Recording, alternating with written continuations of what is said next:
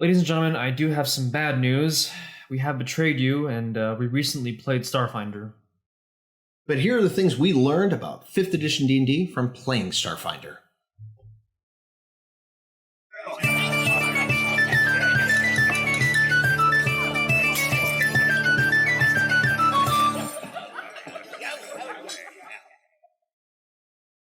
Welcome to the Home Brew Crew. I'm Tony, this is Sean, and today we are going over what we learned about 5th edition D&D from playing Starfinder. Yeah, we recently played it last weekend, and it's not our first time kind of dabbling into Starfinder. We actually played it for the first time at GaryCon last year. That's right. But we were kind of thrown into the thing, and we didn't really learn a lot. This is the first time where we, got a rule book, sat down, we had a DM, we had players, and we really sat down and kind of tried to learn the rules of the game. Yeah, 2.5 hours of making characters. Yeah. We thought it was going to be easy. We thought it was going to be like 5th edition, simple, make it, make your character and just play. There's no D&D Beyond for it. There's hardly anything online about making character sheets. And we did learn some things. Yeah, and one of the first things that we kind of realized after finishing our experience was the complexity versus simplicity between the two game mechanics of D&D and Starfinder. Wow, that's philosophical. Yeah, I know. It's pretty But it is also truthful. Mm-hmm. The difference between Starfinder and 5th edition D&D is dramatic.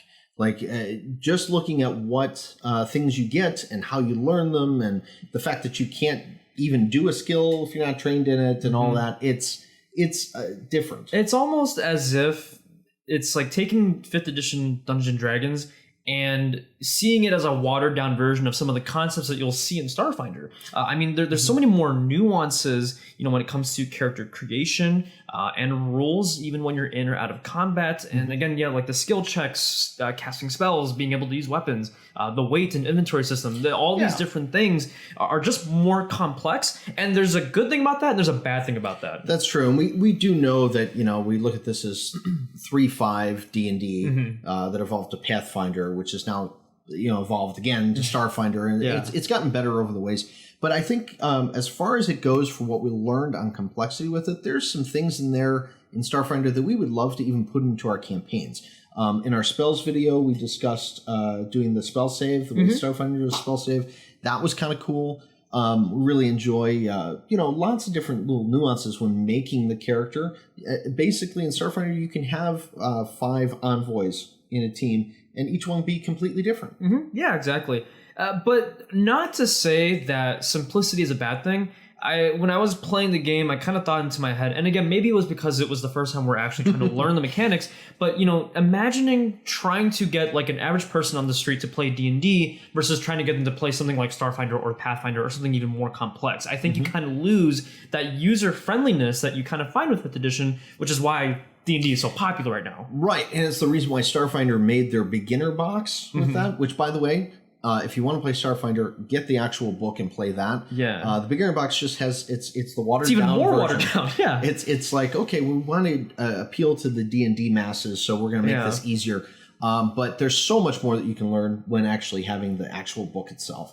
But some of the stuff that I'd like to talk about with that is, as a DM, it helped me out with turn order out of combat.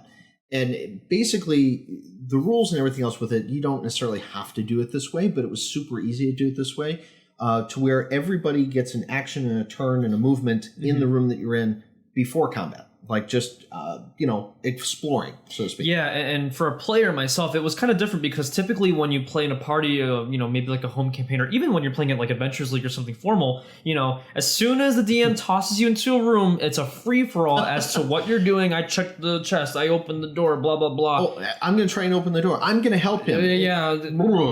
Okay, no.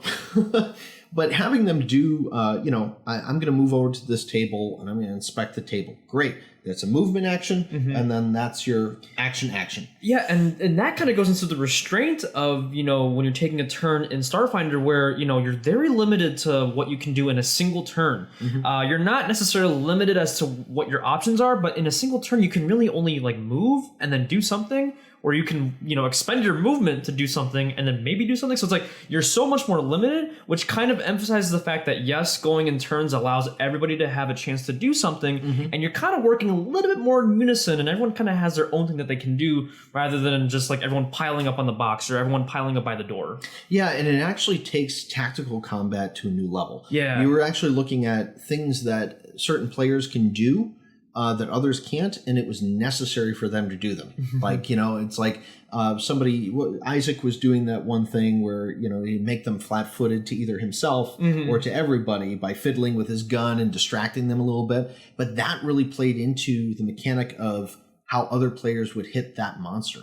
And it really got me thinking as a DM for 5th edition of what sort of things can we add to D&D to make it a little bit more complex for our veteran players. You're right. New people should start 5th edition and play with it, but I feel like there has to be a 5.5 or something where it goes, okay, here's the real game that we want to play, This is like a starter version. And it's interesting that we bring up the whole part about characters doing their certain things. It actually goes into specialization versus generalization that we see in D&D, where we always make a joke like, oh, you can have 5 bards go in as a party and they'll demolish everything. Right. Where here in Starfinder, particularly with character creation and advancement, you can really get a sense of your own personalized character, even if you tossed in, 5 of the same class. You toss in 5 Solarians even. They can be all completely different because of the character builds, the skills that they pick, the feats, and different weapons and everything. They're so unique too. Yeah. I remember you sitting there with playing the Solarian, and you had